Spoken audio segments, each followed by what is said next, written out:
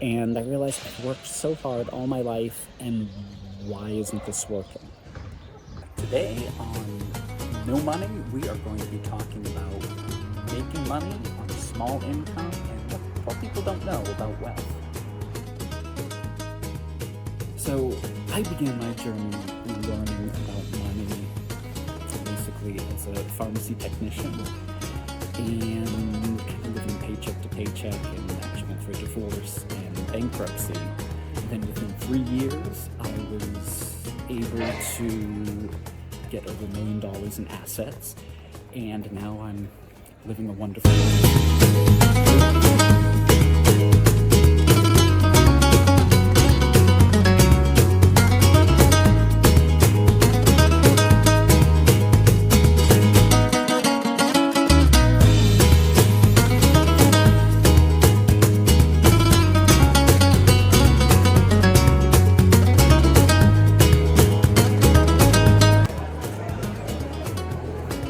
So I wanted to come to El Rostro today to kind of show you that the way people dress here is very business casual. And you'll notice that there's a lot of vendors here that are selling some pretty nice clothes, but these aren't name brand clothes, and that people are dressing nice, but they're not spending a lot of money. And I think that's one of the keys to making wealth. I've heard somewhere when you go into like a business meeting, all the people in the fancy suits and all of that, but it's actually the person sitting there in like the t-shirts and jeans who's the richest person in the room. They don't have to show off their wealth. And that's one way we can start saving money, is not trying to impress people, but almost doing it as a quiet secret.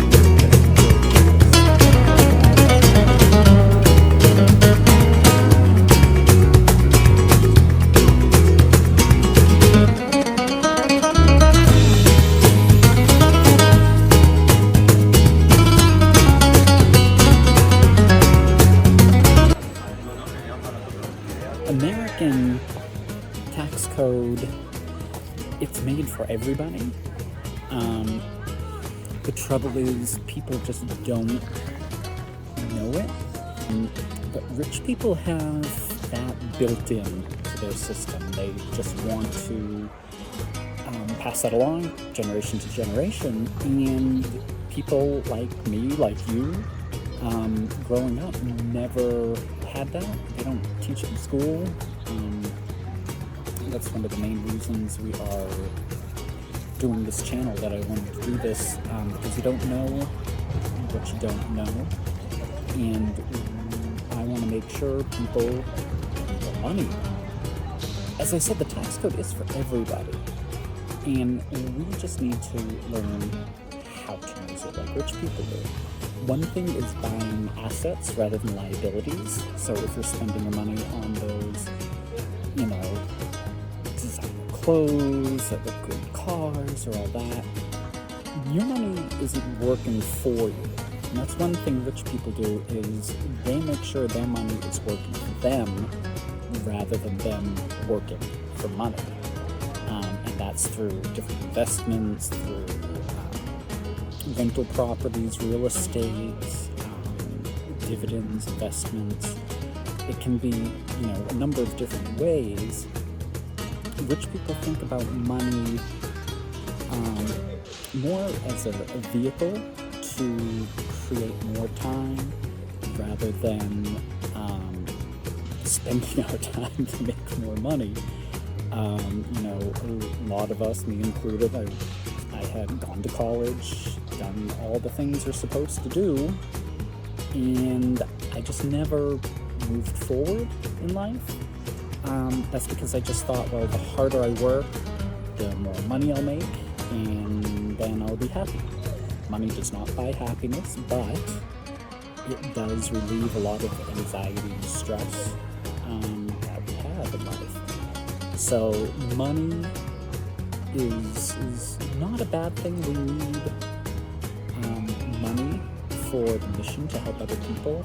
Other people could be our family, it could be friends, nonprofits or church groups or different organizations. If we can't help ourselves, then we're working 40 hours a week trying to make all this money, and then we get home and we're exhausted. We don't want to go out and give to others, we want our time. So it's figuring out how the rich know money, and staying away from the liabilities. Liabilities are things that take money out of your pocket, as assets are things that put money in your pocket. So a lot of people think their house, if you have a house that you're living in, people think that's an asset. It's an asset for the bank, because the bank, if you have a mortgage on your house, they are making money every month. And if you say, well, no, this is my house, well, stop paying your mortgage and see what happens. They will swoop in and take your house.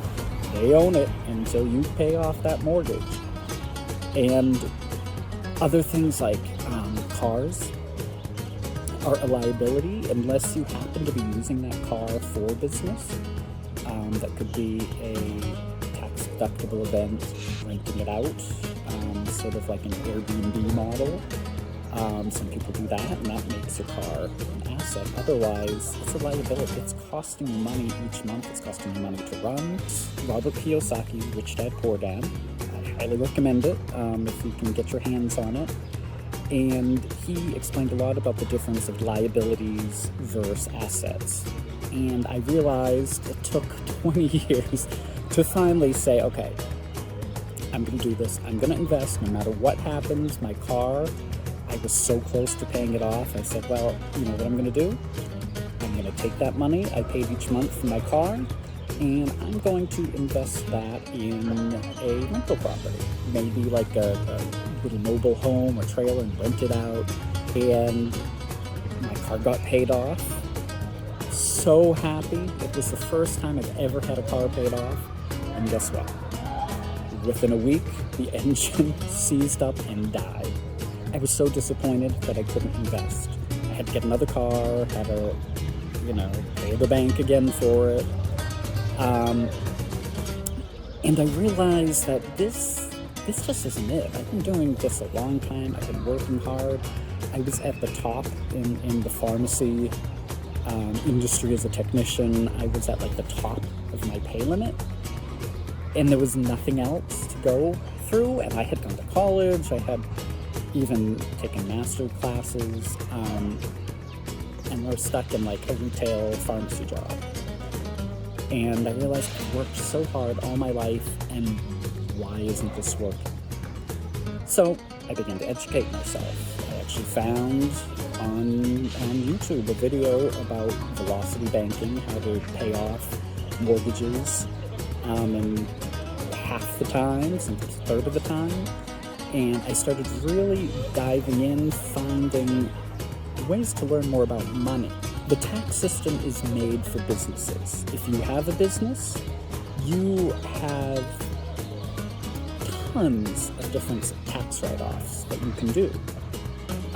As an individual, there's only a few. We need to think differently about money. We need to know, ask questions here. If you have questions for me, please ask. There's going to be a video here suggested. At the end, I suggest you go read that and some of our other things here on No Money, because I want to be honest in my journey. As I said, I went through bankruptcy during my divorce. I was struggling financially, mental health-wise. It was a difficult time. And there was something, though, in me realized that there's got to be a better way. There's just got to be a better way. And amazingly enough, I found it surrounding my people who knew more than me, who helped me through finding education online, being able to really understand and know money. And within 3 years, actually it was more like 2 years, I had over $1 million in assets, which is still just incredible for me to even say it, because I never thought that was possible for me. I hoped, I tried, I worked hard, but I didn't know what I didn't know. So I hope you join me on this journey. I'm starting to close one business, opening another business, and I want to kind of help all of you along the way, and I want to try to be honest about everything that I've gone through, that I'm going through, that hopes, aspirations, the goods, the bads. I felt like this had to be more of a face channel, so you could see who I am and what I'm doing, and we kind of help each other out. I'm a firm believer that we all do better when we lift each other up.